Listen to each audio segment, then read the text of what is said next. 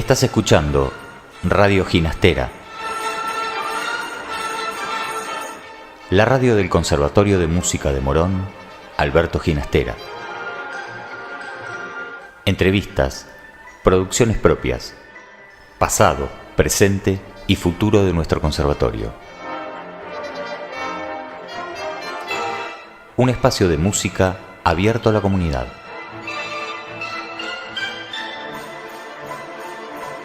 Radio Ginastera.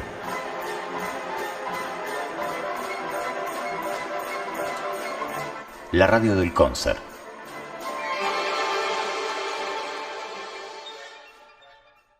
Bienvenidos a esta quinta entrega de Radio Ginastera. Hoy vamos a tener un programa muy especial. Especial por lo doloroso de despedir a dos de nuestros compañeros, a Silvia y a Pablo. Vamos a escuchar al director del conservatorio, Fabián Ponfil. En estos tiempos que nos tocan vivir, escuchar hablar de la pandemia suele ser bastante común. Los problemas que tiene el mundo, el país, las familias y hasta nosotros como institución son muchísimos. Lo administrativo, lo comunicacional, lo pedagógico. Sin embargo, a todo le ponemos trabajo, buscamos soluciones, alternativas, creamos nuevas formas de trabajar. Pero cuando esta pandemia nos muestra su lado más duro, se acaban las estrategias y solo nos queda tristeza. Esta semana hemos perdido a dos queridos compañeros de trabajo, a nuestra bibliotecaria del turno vespertino, Silvia Balbasoni, y a nuestro profesor, Pablo López. Dos personas entrañables que supieron hacerse querer por toda nuestra comunidad. Les cuento que Silvia en los últimos tiempos se había transformado en el sostén económico principal de su familia, ya que su marido, también víctima de esta pandemia, aún está internado peleándola. Quedan sus hijas, que en estos momentos están sobrellevando la situación como pueden, y que más allá de la dolorosa pérdida de su mamá, también cargan con las dificultades propias de cualquier persona que necesita sustento. Es por eso que se está organizando una colecta para paliar de alguna manera esta situación. A quienes puedan hacerlo les contamos que hay una cuenta en la cual pueden aportar y colaborar en algo con estas chicas, las hijas de Silvia. En cuanto a Pablo, todos saben del gran amigo, maestro y enorme músico que fue. Siempre colaborador, preocupado sobre todo en estos últimos tiempos por encontrar las maneras más apropiadas para enseñar en este contexto tan complejo. Pablo pasó su vida en el conservatorio, estudió en nuestras aulas, se recibió y trabajó como docente. Y además en estos últimos años también formando parte de la cooperadora. Pero para homenajear a un músico no hay nada mejor que hacerlo con música. Allá por el final de este programa lo vamos a estar recordando a Pablo con todo su arte. Vaya nuestro apoyo y abrazo a todos los familiares y seres queridos de Silvia y Pablo. A ellos dedicamos este programa. Radio Ginastera, la radio del concert. Mi nombre es José Canchancha, tengo 17 años y actualmente estoy cursando ciclo medio 3 del FOA Niños, en la cátedra de violín con la profesora Nora Bortiri. La obra que voy a interpretar es El Allegro de Fioco. Espero que disfruten la obra.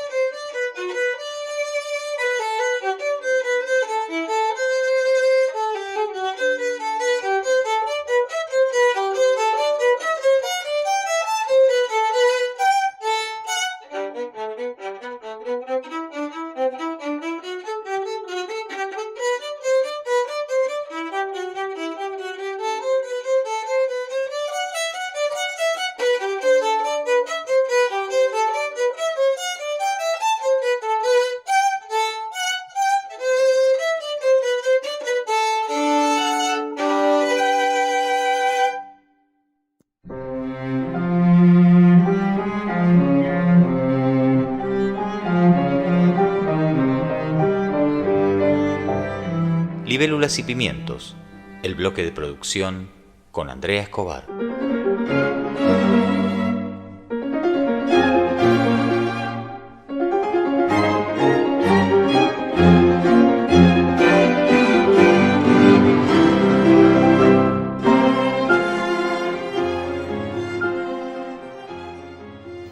Hola a todos, soy Matías Bravo y les voy a contar un poquito sobre mi experiencia en el concert. Entré en el 2007 con 10 años aproximadamente, simplemente porque me gustaba mucho el piano. Fueron pasando los años, terminé el FOBA y entré en el profesorado de instrumento. Fue una experiencia muy positiva, sobre todo por los profes, los compañeros y los amigos que me encontré en el camino. Y a veces las cosas se volvían muy complicadas, pero gracias a todos ellos pude terminar la carrera. Así que muchas gracias a todos.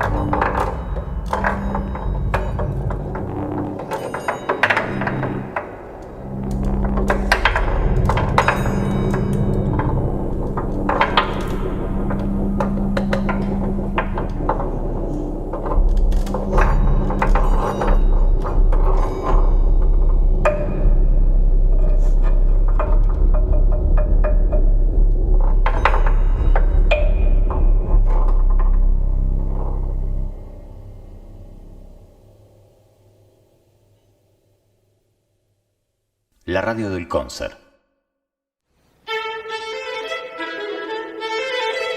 Grandes maestros de Ginastera, con Nora Bortiri.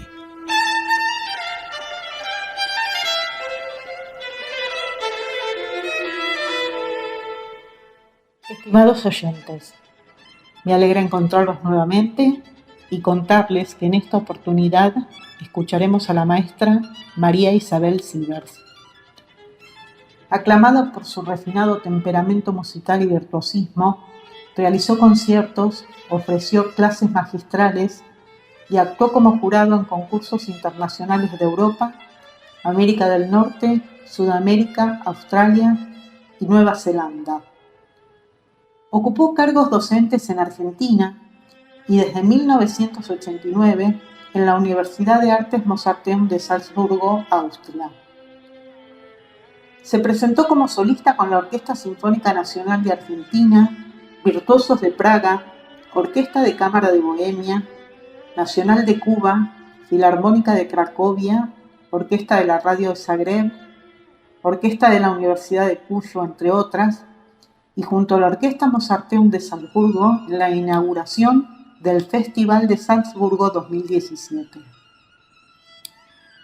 Ha difundido la obra de compositores argentinos en sus conciertos y en CDs dedicados a la obra para guitarra y música de cámara con guitarra de Carlos Guastavino, Máximo Pujol, Astor Piazzolla, Alberto Ginastera y de otros compositores contemporáneos como el uruguayo Guido Santórsola y la checa Sylvie Vodorová, el chipriota Mario Ioannou Eliade. Participó en las colecciones Relax y en Guitar The Ultimate Album, Classic FM, junto a los más reconocidos músicos de la actualidad. Su eclecticismo se pone de manifiesto en grabaciones de obras para violín y guitarra de Paganini y en su CD Canciones de Cuna. Sus grabaciones recibieron distinciones como Critics' Choice Gramophone, Mejor Disco del Año Acoustic Guitar y nominación al Premio Gardel 2007. En 2016 redescubrió y presentó en primera audición en Argentina el quinteto para guitarra y cuarteto de cuerdas del compositor y guitarrista uruguayo Abel Carlevaro. En 2017 realizó la primera audición en Argentina de Luces y Sombras para guitarra y orquesta de cámara de la compositora Claudia Montero, realizando la primera grabación mundial de esta obra junto a la Orquesta de Cámara de Praga en marzo de 2018. Por el CD Mágica y Misteriosa, que incluyó el concierto de arpa homónimo, y esta grabación de Luces y Sombras, Claudia Montero fue premiada con el Grammy Latino 2018 al mejor álbum en la categoría clásica y a la mejor composición contemporánea por Luces y Sombras. Seguidamente escucharemos el primer movimiento de la sonata para guitarra número 3 de Carlos Guastavino y posteriormente el primer movimiento de la grande sonata para guitarra con acompañamiento de violín. Agradeciendo su presencia, los despido hasta el próximo encuentro.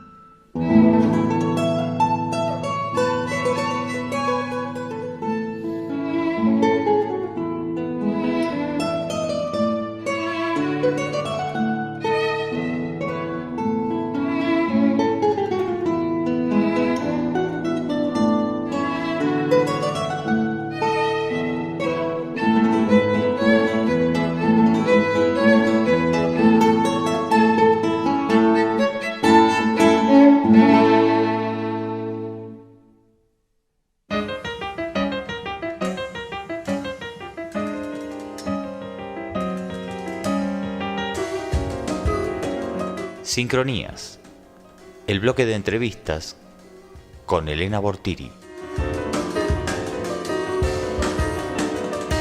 Hoy, Lucio Capese, última parte.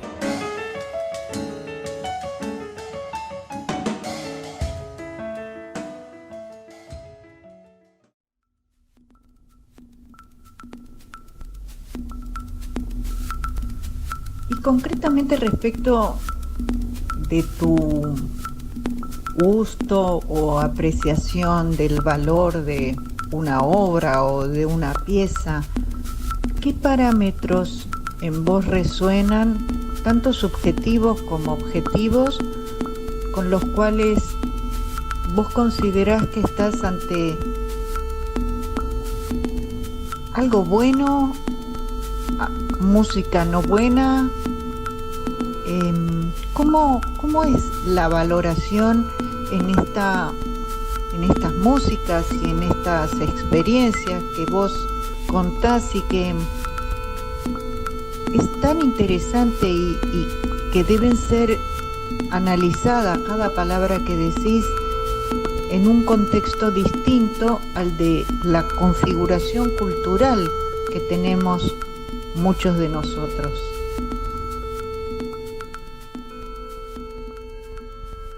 Esto es muy personal. Yo soy muy elemental en esa apreciación. Pero el hecho de que sea muy elemental en esa apreciación no implica que me vincule a las cuestiones meramente vinculadas al gusto. Porque la verdad es que debo admitir que tengo mucha información. Es decir, escucho muchísima música. Y escuché muchísima música y vi muchísima música. En muchas ciudades, voy a escuchar música contemporánea, voy a escuchar música electroacústica, voy a bailar techno, estuve en muchos conciertos punks, de todo. Voy a escuchar música africana, voy a escuchar música de la India, de todo. Y siempre esa música me fascina y busco y compro libros y leo y me junto con amigos y escuchamos y charlamos y nos damos manija, y mis amigos son de todo el mundo. Ahora no hay fiestas, pero si yo te tengo que decir alguna fiesta de cumpleaños acá, son 50 personas de 30 países distintos. Y cada uno viene con el bagaje que tiene y uno escucha esa música de todos lados. Y hay gente que, muchos de mis amigos, son gente que han estudiado en universidades de San Diego, del CalArts, de California, en Harvard, gente que tiene niveles de educación muy altos. Y como te decía, otros que no tienen, que son absolutamente intuitivos. Tengo que admitir que la mayoría son músicos muy formados, y son músicos muy formados en música contemporánea y música experimental, que también ya tiene sus departamentos con una historia y con docentes y con una pedagogía en estos lugares. La música contemporánea académica tiene más décadas, pero yo creo que desde hace unos 15 años o unos 20 años, a partir del trabajo de John Cage y después del trabajo de músicos como Alvin Lucier,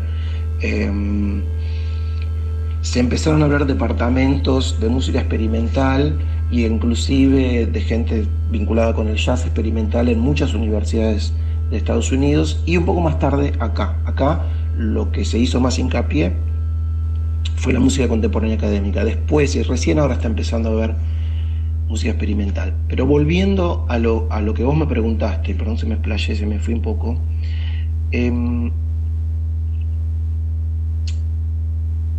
Hay muchos criterios, y en algún punto los criterios dependen de la música que yo estoy escuchando. Si alguien va a tocar Morton Feldman, se necesita una técnica instrumental muy elevada y un entendimiento de cómo funciona la música de Morton Feldman. Si alguien va a tocar un estándar de jazz, pasa lo mismo, tiene que haber un entendimiento vinculado con el instrumento y también con la historia de la comunidad que ha generado el jazz, que es la comunidad afroamericana. Entonces, cada lenguaje y cada comunidad tiene su historia y sus criterios que uno tiene presentes cuando escucha. Pero después hay una cosa como que trasciende y tiene que ver con ese clic, con ese vínculo que uno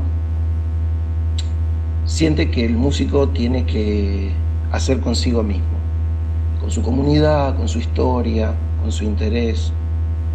Y en ese clic hay un vínculo con cuestiones técnicas que están vinculadas con el lenguaje que trabaja, con la historia del lugar al que pertenece, y todo eso uno lo escucha.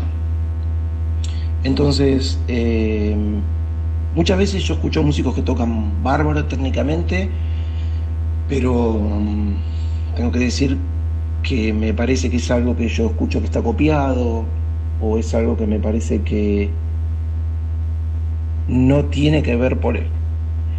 Sí, no por la originalidad en sí misma, es porque todos somos originales. Entonces siempre hay algo que tiene que aparecer en un músico que en el otro no está. Y no es que uno se tiene que poner a hurgar de una manera obsesiva, pero en el caso de la interpretación de música clásica, música académica, también está esto, pero está un poquito menos presente porque el intérprete se pone al servicio de una composición que hizo otro. Pero siempre en la elección de una interpretación también hay un criterio muy personal. No todo el mundo toca Bach del mismo modo, y las versiones que se hacen de Bach por alguna u otra razón tienen más o menor valor según elecciones personales que inclusive hacen los intérpretes. En la música experimental todo esto es mucho más transparente porque es una música sobre el hacerse a sí mismo. Entonces vos podés tener gente que toca técnicamente inclusive muy mal un instrumento, pero está haciendo un uso creativo que no solamente habla de ese clic de esa persona consigo mismo, sino que me invita a mí a hacer una reflexión sobre el tiempo en que vivimos. Es una música muy vinculada a la hora. Es una reflexión sobre nuestro momento en la vida. Entonces no es una música que se proponga continuar una tradición, sino yo diría que hasta todo lo contrario. No es una música que se proponga respetar ningún ídolo o ningún canon aprendido. Es una música que reflexiona sobre nuestra realidad contemporánea, pero ni siquiera respeta de por sí los criterios de lo que llamamos música contemporánea, que es una música muy europea y muy vinculada a la academia. Nosotros tocamos en lugares chiquitos, alguna gente toca con instrumentos muy caros, otros tocan con instrumentos completamente inventados. Hay gente que ni siquiera toca con instrumentos, que va con su cuerpo y hace una performance, y hace una lectura, hace un gesto, hace una reflexión. Ni siquiera las cosas están de manera absoluta limitadas a la cuestión musical. Es más, es un problema que yo percibo en el tipo de música en el que yo trabajo. Yo creo que somos demasiado músicos, que muchas veces me gustaría que reflexionemos bastante más sobre por qué hacemos lo que hacemos en este momento. Para mí la música experimental es sobre todo eso, es una música en la que uno se tiene que hacer a sí mismo y tiene que encontrar los elementos técnicos que necesita a partir de eso. Si yo en este momento estoy necesitando hacer música espectral, tengo que encontrar los libros, tengo que encontrar los métodos, tengo que hablar con alguien para saber cómo hacer eso. Y eso me va a tomar un tiempo, y yo tengo que evaluar cuánto tiempo me va a tomar hacer eso, formarme de esa manera para obtener un cierto resultado, ¿no? Ese resultado está vinculado con la creatividad, con el hacerse a sí mismo, pero como es una reflexión sobre la hora, siempre tiene como una frescura muy evidente. Hay algo que tiene que ver con hacer una indagación actual sobre la música que estamos haciendo. Lucio, a medida que te voy escuchando, se me ocurre preguntarte acerca del marco teórico que considerás, que valorás, que evaluás y te va llevando hacia el camino de tu obra. Yo creo que siempre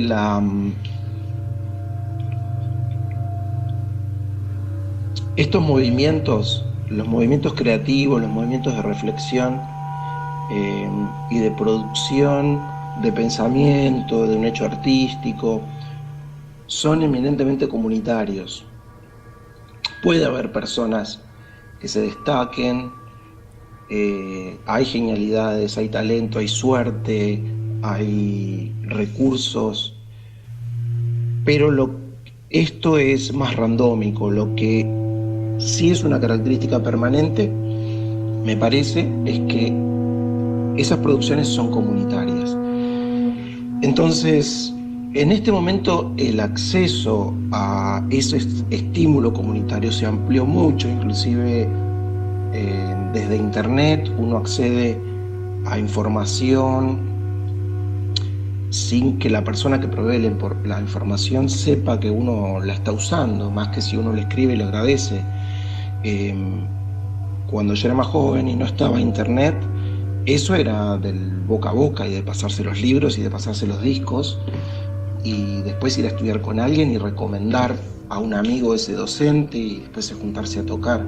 Eso ahora, esa información se amplió, los recursos se ampliaron muchos, pero lo que a mí me sigue estimulando más es el encontrarme con amigos que están interesados y con los que toco y nos pasamos material y vamos a conciertos en lugares donde se da esta búsqueda, donde se programa música experimental y allí nos vemos y allí nos sentimos hermanados en una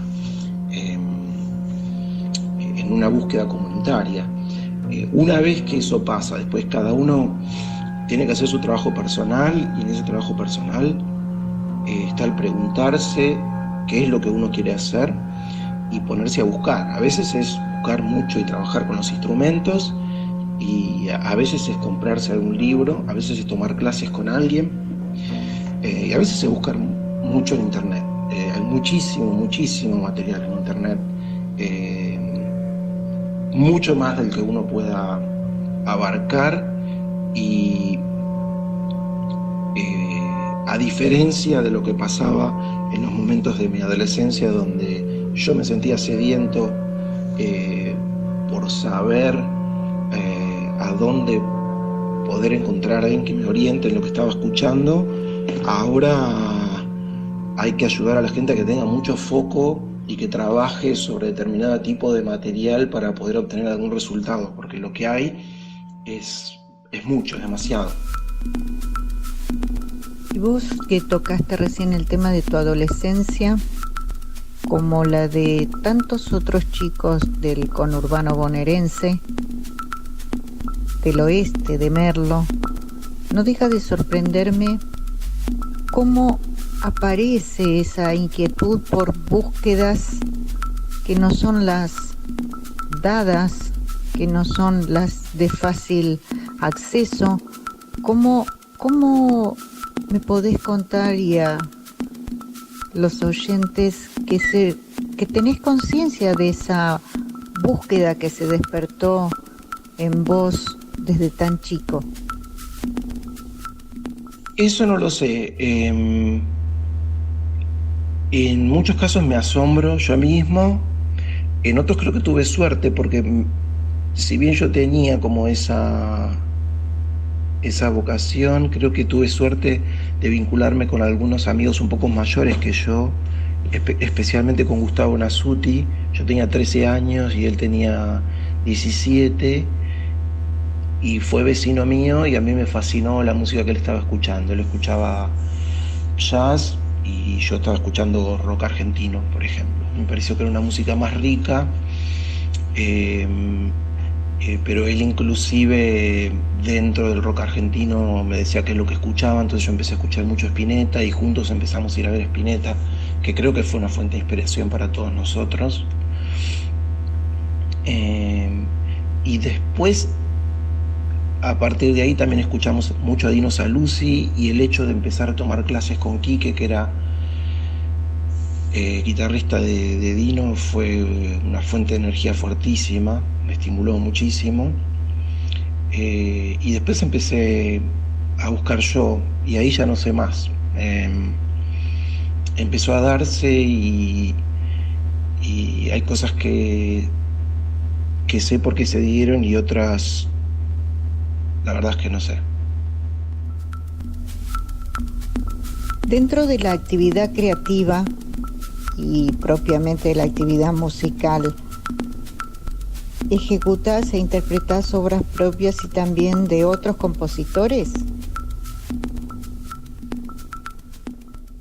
Una cosita que quisiera decir en relación a la pregunta anterior, antes de responder esta. Buenos Aires es una ciudad con un bagaje cultural muy profundo y muy amplio. Entonces,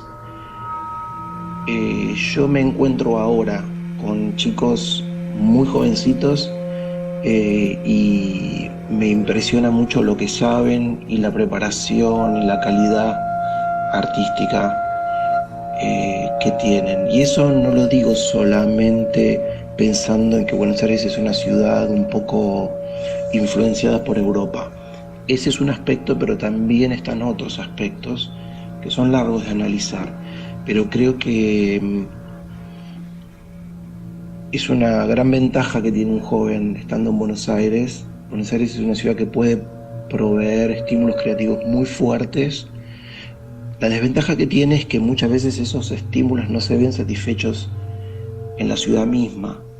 Hay una distancia muy fuerte entre esa vocación y esas posibilidades y lo que genera la superestructura, la organización cultural, la organización política, para que eso se fructifique. Y digo esto no culpando a políticos, sino culpando tanto a las organizaciones culturales, sino a un problema más grande, que es cómo el imperialismo ha impedido que nosotros nos vinculemos con América Latina.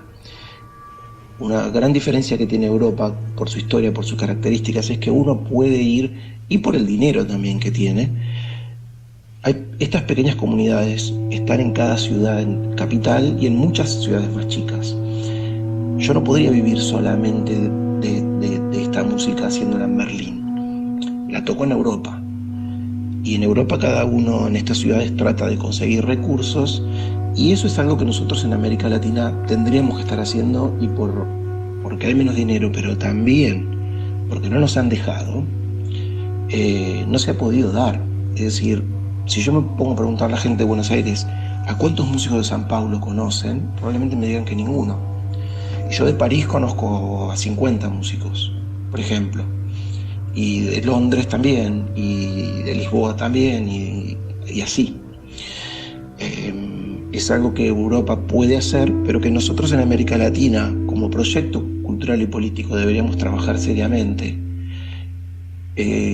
Buenos Aires tendría que estar puenteada con Río, con Santiago, con Bogotá, todo el tiempo. Se tendría que estar haciendo cosas así. Es más difícil porque hay más dinero, las distancias son más grandes, pero es muy asombroso la falta de desarrollo que tiene ese elemento. Y ese elemento sería un elemento que daría un ímpetu cultural muy fuerte, pero que también daría un ímpetu energético y creativo muy fuerte.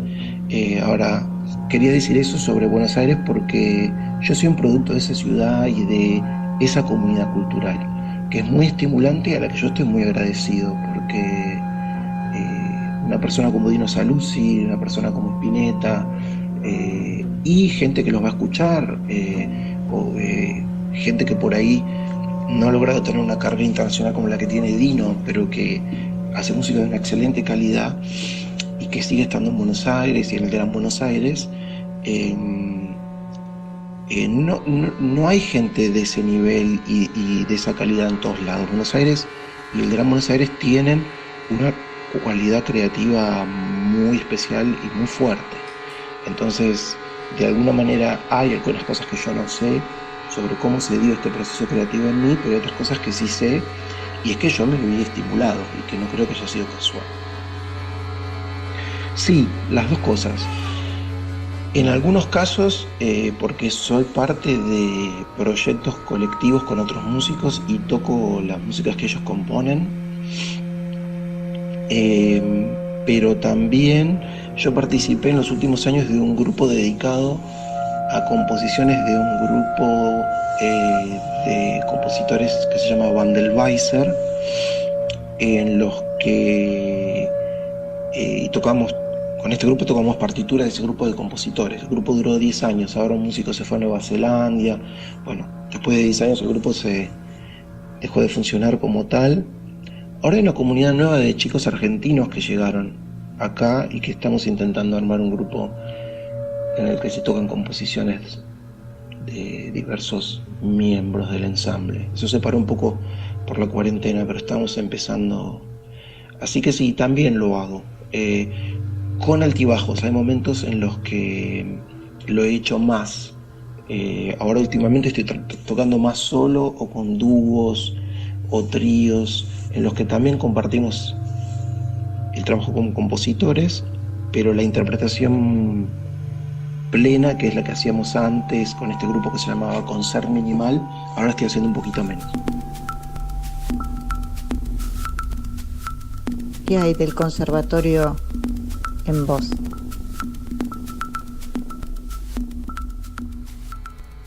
Es muy concreto el ejemplo, porque yo después de 20 años hice unas melodías, hice 7 melodías y las llevé para un grupo con un pianista y un contrabajista. Y el pianista es un pianista que toca jazz muchísimo, es muy monstruoso lo que toca. Entonces yo le decía, mira, yo no quiero armonizarlas según las cosas que sé de armonía. Entonces, ¿qué te parece que las armonizas vos? Él las armonizó de manera demasiado jazzera. Entonces volví a casa y dije, no, tampoco es esto. Entonces, yo las había compuesto con el saxo. Y después dije, a ver, voy a tratar de armonizarlas yo, pero en vez de armonizarlas con acordes, los acordes que uno sabe en la guitarra, que uno los forma, determinadas posiciones, y uno puede hacer cadencias y modulaciones y lo que sea, voy a agregar 2 voces. Esas 2 voces las voy a agregar de oído, como si no supiera. Y esas armonizaciones las hice con la guitarra, pero ahora, si yo no hubiera estudiado guitarra el tiempo que estudié, porque yo no estoy dando conciertos con guitarra, desde hace 30 años que no estoy enfrente a nadie con una guitarra. Si yo no hubiera estudiado con Aragón el tiempo que estudié la guitarra, no hubiera podido armonizar con la guitarra. Es porque el instrumento lo tengo en el cuerpo, tuve muchas horas con él. Y tampoco yo me puse a analizar qué lo estaba haciendo armónicamente. Lo hice de oído, después de que lo hice, lo analicé y se lo mostré a este amigo pianista y él me dice, sí, esto armónicamente entiendo lo que estás haciendo. Hay cosas que son medio inesperadas, pero esto tiene un... Y eso es por la práctica que uno hace en el tiempo que uno estuvo aprendiendo con vos y esos años que yo pasé en el conservatorio. Si yo no hubiera pasado por ahí, no lo hubiera podido hacer esto. Es como un saber muy básico, pero es el que yo me remito y es un saber en el que yo no me estoy yendo a consultar un papel para hacer la obra. Voy a esas enseñanzas, voy a la técnica después para analizarla, pero en el momento de componer yo estoy decidiendo que ese criterio en este momento tiene que ser intuitivo y eso tiene que estar en mí para poder hacerlo. Si yo no hubiera pasado por el conservatorio no lo podría hacer, porque estuve esos años haciéndolo y haciendo de recitativa y cantando y tocando y haciendo dictados y eso está. Y bueno, es una cosa muy concreta porque lo que te estoy contando es de ahora, de la semana pasada, del mes pasado, lo que estoy haciendo ahora, ¿no? Haciendo esto, lo que me aparece a mí son cosas que están en mí y que yo no sabía que estaban. Conocimientos que yo no sabía que tenía. Y que aparecen solos en el trabajo de composición o en el trabajo tocando. Entonces, nada, el saxo, después de haberlo metido latas y palos y agua y pelotas adentro, me puse a tocar melodías y bueno, empezaron a aparecer las cosas que aprendí con Carlos Lastra hace 20 años y las cosas perceptivas que aprendí con vos. Entonces, lo que se dio es como, no me acuerdo qué me enseñó cada uno, no es que vuelvo a los apuntes, sino que hay cosas que están en mí y que están aprendidas de la buena forma. ¿Cuál es la buena forma? Que cuando las quiero utilizar aparecen. Y eso es lo que yo rescato de ese tiempo de paso por el conservatorio. Entonces hay un aspecto del conocimiento, hay un aspecto afectivo y hay un aspecto comunitario.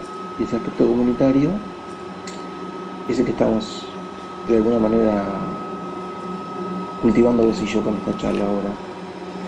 Y con los amigos que hice allí, que sigo teniendo, que sigo estando en contacto.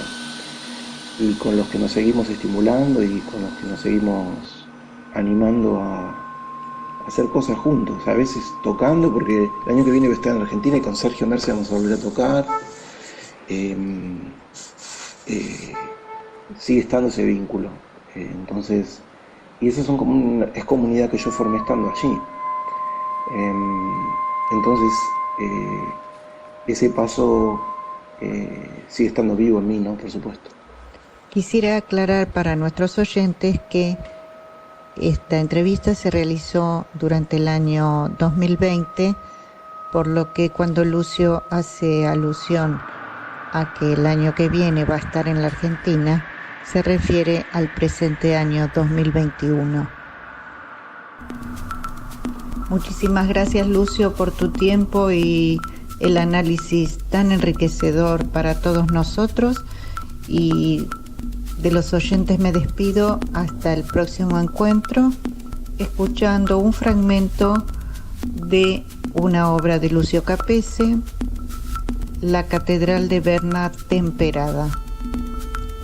Hasta la próxima. Muchas gracias de nuevo.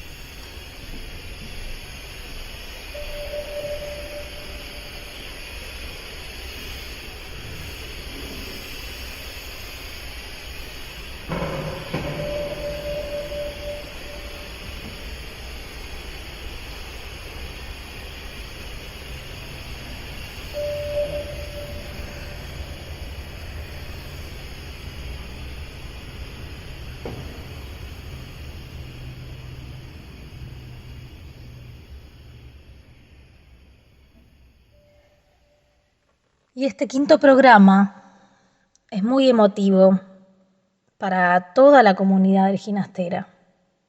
Es un homenaje a nuestros amigos, a nuestros compañeros y colegas Silvia y Pablo. Gracias, gracias por todo. Besos al cielo. Nos vamos a despedir con Remanso, una composición de Pablo. Que tu música siga sonando.